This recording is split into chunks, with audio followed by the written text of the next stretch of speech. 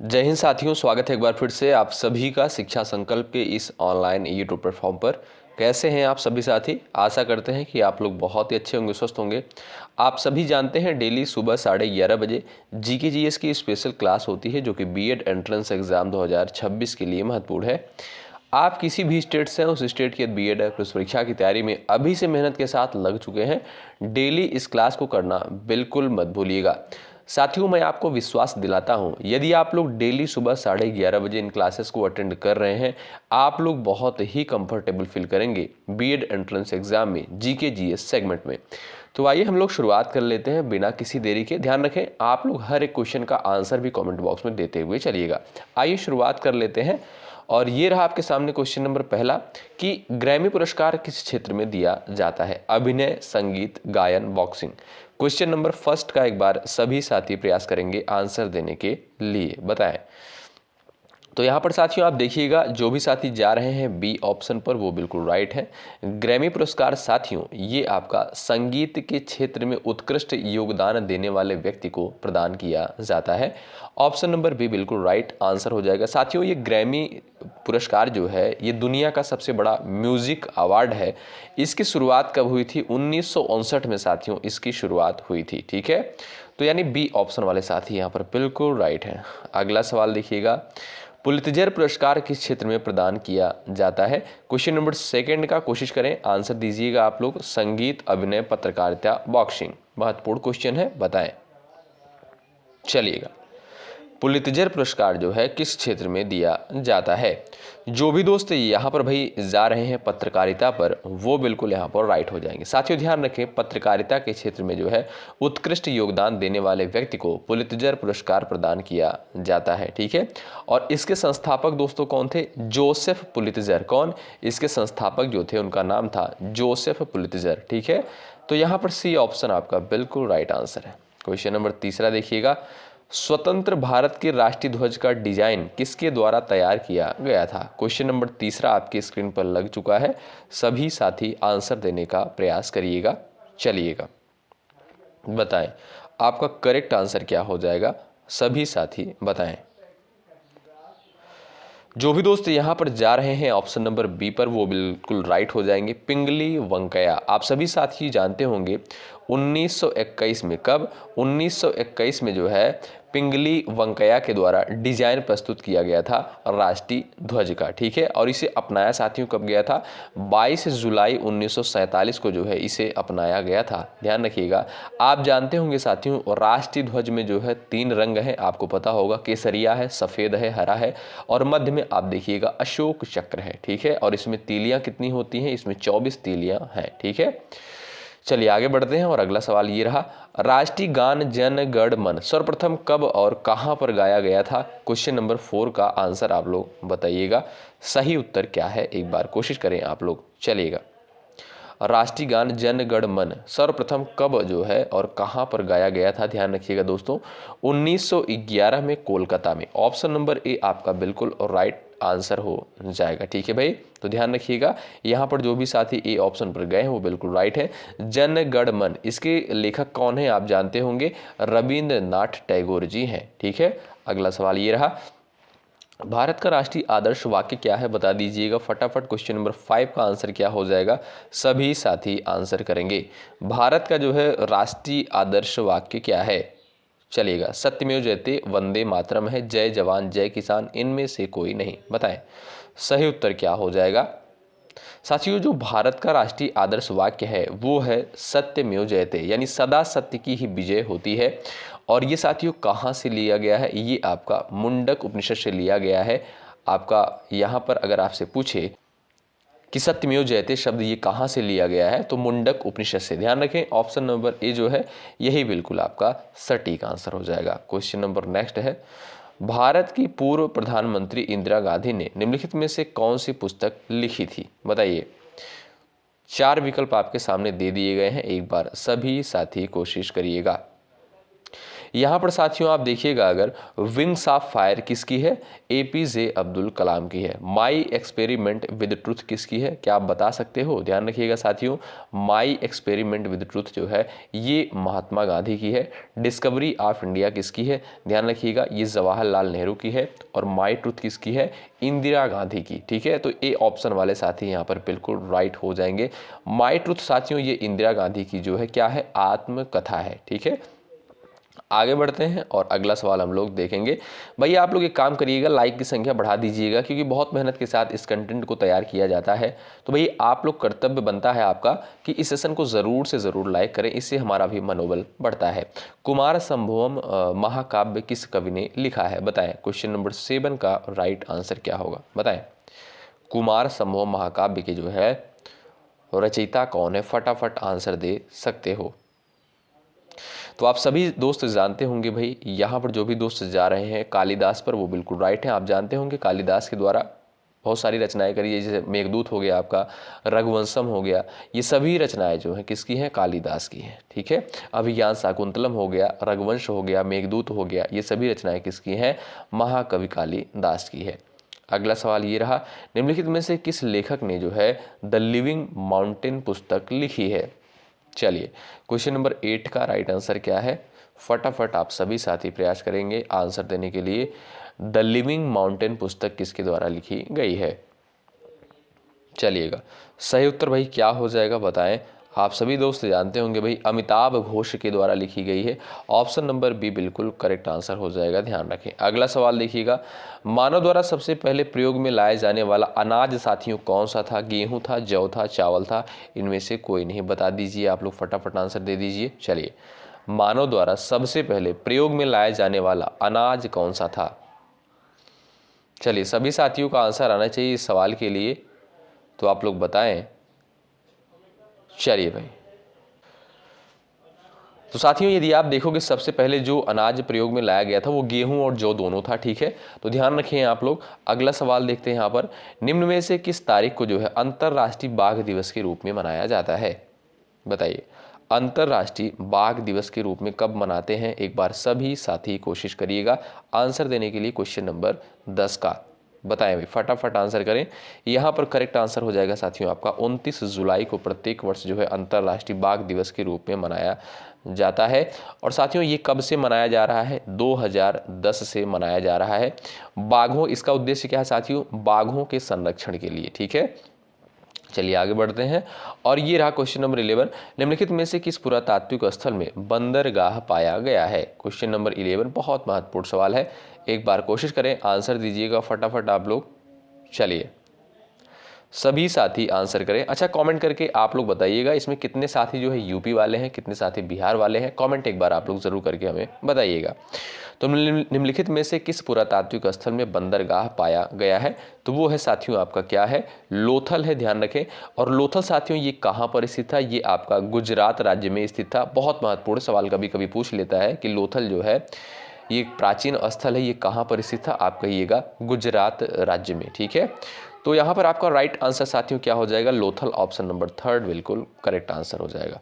आगे बढ़ते हैं और ये रहा आपके सामने सवाल नंबर नेक्स्ट है, कहता है कि राजा अशोक की मृत्यु किस वर्ष हुई थी। क्वेश्चन नंबर 12 का आंसर बताएं, अशोक की मृत्यु साथियों जो है किस वर्ष हुई थी। चलिए, आपका सटीक आंसर साथियों क्या हो जाएगा, ध्यान रखें, 232 ईसा पूर्व में जो है अशोक की मृत्यु हो गई थी। ऑप्शन नंबर ए बिल्कुल यहाँ पर राइट आंसर हो जाएगा। और अशोक के द्वारा आप सभी जानते होंगे तीसरी बौद्ध संगीति करवाई गई थी। कौन सी, तीसरी बौद्ध संगीति करवाई गई थी और बौद्ध धर्म का प्रचार भी किया गया था अशोक के द्वारा। ठीक है, ए ऑप्शन आपका राइट है। सवाल नंबर नेक्स्ट है, अशोक के शासन काल में बौद्ध संगीत का आयोजन किस स्थल पर किया गया था। क्वेश्चन नंबर 13 का आंसर आप लोग बता दीजिएगा। चलिए,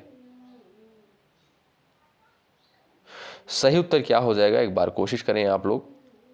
तो भाई यहाँ पर आपका जो राइट आंसर हो जाएगा पाटलिपुत्र। पाटलिपुत्र आप जानते होंगे साथियों ये मौर्य साम्राज्य की जो है राजधानी थी।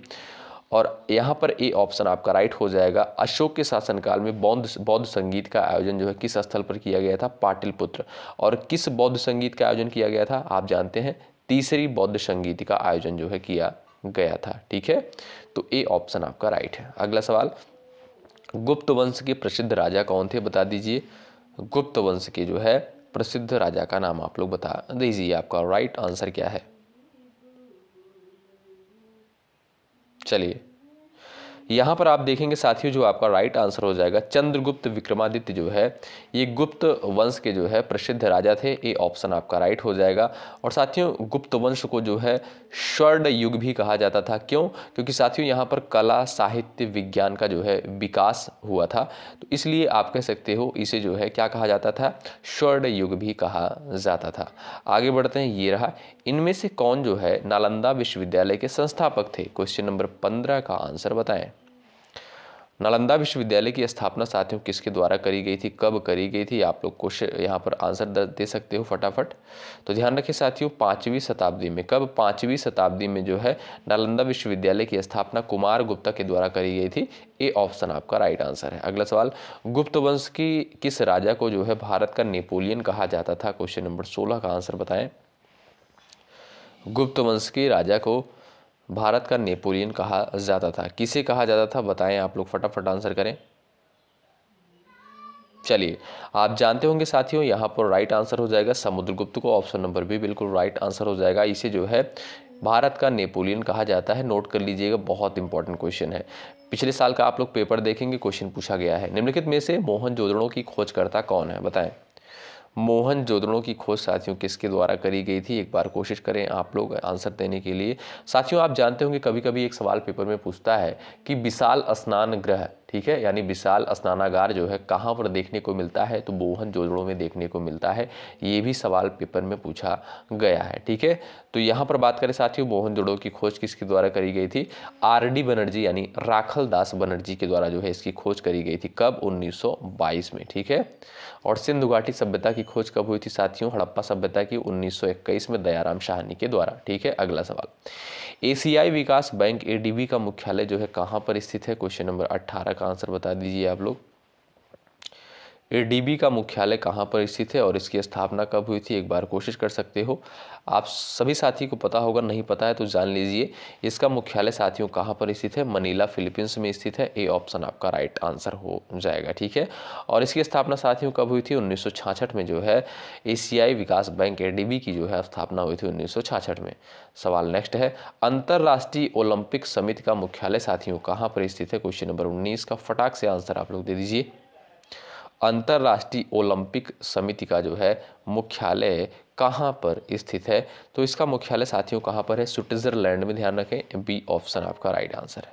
सवाल नेक्स्ट है, खाद्य और कृषि संगठन का मुख्यालय कहाँ पर स्थित है? यानी FAO का मुख्यालय यानी खाद्य और कृषि संगठन का मुख्यालय कहाँ पर स्थित है? बताएं आप लोग। पेरिस में, मनीला में, रोम में, बीजिंग में। आप जानते होंगे साथियों, राइट आंसर हो जाएगा रोम में यानी इटली। ऑप्शन नंबर 3 यहाँ पर जो दिया है यही आपका बिल्कुल सटीक आंसर हो जाएगा। और भाई लाइक की संख्या आप लोग नहीं बढ़ा रहे हो, बढ़ाते चले आप लोग। ठीक है, आप सभी से निवेदन है। चलिए, सवाल नंबर नेक्स्ट है, सार्क का मुख्यालय कहाँ पर स्थित है? चलिए, सार्क का मुख्यालय साथियों कहाँ पर स्थित है? यहाँ पर आपका जो करेक्ट आंसर है वो है आपका काठमांडू। ठीक है, ऑप्शन नंबर बी बिल्कुल राइट आंसर है। सार्क का मुख्यालय जो है काठमांडू में स्थित है। स्वराज पार्टी की स्थापना किसके द्वारा करी गई थी? क्वेश्चन नंबर 22 का आंसर बताएं। चलिए, स्वराज पार्टी की स्थापना किसके द्वारा करी गई थी? चलिए साथियों, ध्यान रखें, असहयोग आंदोलन के बाद 1923 में जो है स्वराज पार्टी की स्थापना करी गई थी। किसके द्वारा? ध्यान रखें, CR दास और मोतीलाल नेहरू के द्वारा। ए ऑप्शन राइट है। ए ऑप्शन आपका बिल्कुल राइट। रिंग फेंस नीति निम्नलिखित में से किससे संबंधित थी? चलिएगा, अंग्रेजों की सुरक्षा नीति साथियों इसे कहा जाता है क्या? रिंग फेंस नीति को क्या कहते हैं? अंग्रेजों की सुरक्षा नीति से कहा जाता है। ठीक है, तो किससे संबंधित है? ये वॉरेन हेस्टिंग से संबंधित है। ठीक है, ऑप्शन नंबर आपका जो ए है यही आपका बिल्कुल करेक्ट आंसर है। अगला सवाल ये रहा, गांधी इरविन समझौता भारत के निम्नलिखित में से किस आंदोलन से संबंधित था? 24 का आंसर बताएं। गांधी इरविन समझौता जो है ये आपका भारत के निम्नलिखित में से किस आंदोलन से संबंधित था? बताएं। सविनय अवज्ञा आंदोलन से। ठीक है, आप जानते होंगे भाई यहाँ पर बी ऑप्शन राइट है। ध्यान रखें। अगला सवाल, प्लासी का युद्ध साथियों किस वर्ष लड़ा गया था, बता दीजिए। 25 का आंसर बताएं। प्लासी का युद्ध जो है कब लड़ा गया था और किसके मध्य लड़ा गया था, ये भी आप लोग आंसर दीजिएगा। साथियों ध्यान रखें, बहुत महत्वपूर्ण है। 23 जून, कब? 23 जून 1757 को प्लासी का युद्ध लड़ा गया था। ऑप्शन थर्ड आपका राइट हो जाएगा। किसके मध्य लड़ा गया था? सिराजुद्दौला और रॉबर्ट क्लाइव के मध्य जो है लड़ा गया था, जिसमें सिराजुद्दौला की जो है हार हुई थी और यहीं से माना जाता है कि ब्रिटिश सत्ता की शुरुआत भारत में हो गई थी। ठीक है, तो यहाँ पर ऑप्शन नंबर थर्ड बिल्कुल करेक्ट आंसर है। अगला सवाल ये रहा साथियों, महात्मा गांधी द्वारा शुरू किया गया पहला जन आंदोलन कौन सा था, बताएं। पहला जन आंदोलन जो है कौन सा था? तो वो था साथियों आपका चंपारण सत्याग्रह। कौन सा भाई?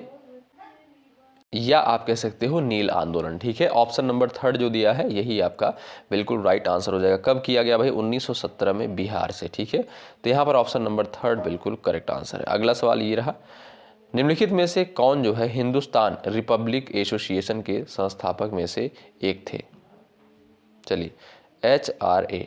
ठीक है, बताइएगा निम्नलिखित में से कौन हिंदुस्तान रिपब्लिक एसोसिएशन के संस्थापक में से जो है एक थे? वे कौन थे भाई? राम प्रसाद बिस्मिल। ध्यान रखें, ए ऑप्शन आपका जो दिया है यही आपका बिल्कुल राइट आंसर है। अगला सवाल ये रहा आपके सामने, क्वेश्चन नंबर नेक्स्ट, बंगाल का विभाजन किस वर्ष जो है रद्द कर दिया गया था? चलिए, बंगाल का विभाजन जो है किस वर्ष रद्द कर दिया गया था, इसका आंसर दीजिएगा। तो 1911 में। कब भाई? 1911 में। ऑप्शन नंबर यहाँ पर जो थर्ड दिया है यही बिल्कुल राइट आंसर हो जाएगा। प्रथम रेलवे लाइन का निर्माण किसके शासनकाल में हुआ था? क्वेश्चन महत्वपूर्ण है, बताएं, फटाफट आंसर दीजिएगा। प्रथम रेलवे लाइन का निर्माण जो है किसके शासनकाल में हुआ था? चलिए, करेक्ट आंसर साथियों हो जाएगा लॉर्ड डलहौजी के शासनकाल में। ऑप्शन नंबर सेकंड राइट हो जाएगा। ठीक है, इसकी शुरुआत कब हुई थी साथियों रेलवे की? 1853 में, और पहली रेलवे चली थी मुंबई से ठाणे तक। मुंबई से ठाणे तक जो है पहली रेलवे चली थी। कितनी दूरी तय की थी? 34 किलोमीटर। अगला सवाल, निम्नलिखित में से कौन सा समाचार पत्र भारतीय राष्ट्रीय आंदोलन के दौरान लोकमान्य तिलक द्वारा लिखा गया था? तो आप लोग ध्यान रखें साथियों, यहाँ पर जो केसरी था, कौन सा भाई? केसरी। तो सही उत्तर साथियों यहाँ पर क्या हो जाएगा? आपका जो केसरी है यही आपका बिल्कुल करेक्ट आंसर हो जाएगा। महात्मा गांधी का कौन सा संघर्ष जो है औद्योगिक श्रमिकों से संबंधित था? 31 का आंसर बताएं आप लोग। इसका राइट आंसर क्या है? महात्मा गांधी का कौन सा संघर्ष जो है औद्योगिक श्रमिकों से संबंधित था? वो था साथियों अहमदाबाद संघर्ष। ऑप्शन नंबर सेकंड जो दिया है यही आपका बिल्कुल राइट आंसर हो जाएगा। अगला सवाल ये रहा, भारतीय क्रांति की जननी किसे कहा जाता है? भारतीय क्रांति की जननी जो है किसे कहा जाता था, एक बार बताएं, आप लोग आंसर करें। चलिए, मैडम यहाँ पर कामा है, जो ऑप्शन नंबर ए बिल्कुल राइट आंसर हो जाएगा। इनके द्वारा साथियों विदेश में जो है भारत का झंडा फहराया गया था। एक क्रांतिकारी महिला थी, ध्यान रखें। ए ऑप्शन आपका जो है ये बिल्कुल राइट आंसर है। सवाल नेक्स्ट है, संविधान की प्रारूप समिति के अध्यक्ष का नाम बता दीजिए आप लोग। 33 का आंसर बताएं। संविधान की प्रारूप समिति के अध्यक्ष का नाम आप लोग बता दीजिएगा। चलिए, तो आप देखेंगे साथियों डॉक्टर BR अम्बेडकर जी थे। ऑप्शन नंबर बी बिल्कुल राइट आंसर हो जाएगा। और इन्हें भारतीय संविधान का शिल्पकार माना जाता है, भारतीय संविधान का निर्माता भी इन्हें माना जाता है। और साथियों अगर बात करें हम भारतीय संविधान की, तो लागू कब हुआ था? 26 जनवरी 1950 को भारतीय संविधान पूर्ण रूप से लागू हुआ था। और अपनाया कब गया था? 26 नवंबर 1949 को। कब? 26 नवंबर 1949 को। ठीक है, ये सारे पॉइंट्स महत्वपूर्ण है, ध्यान रखें। शब्द पंथ निरपेक्ष को भारत के संविधान में कब जोड़ा गया था? पंथ निरपेक्ष शब्द को साथियों कब जोड़ा गया था? चलिए,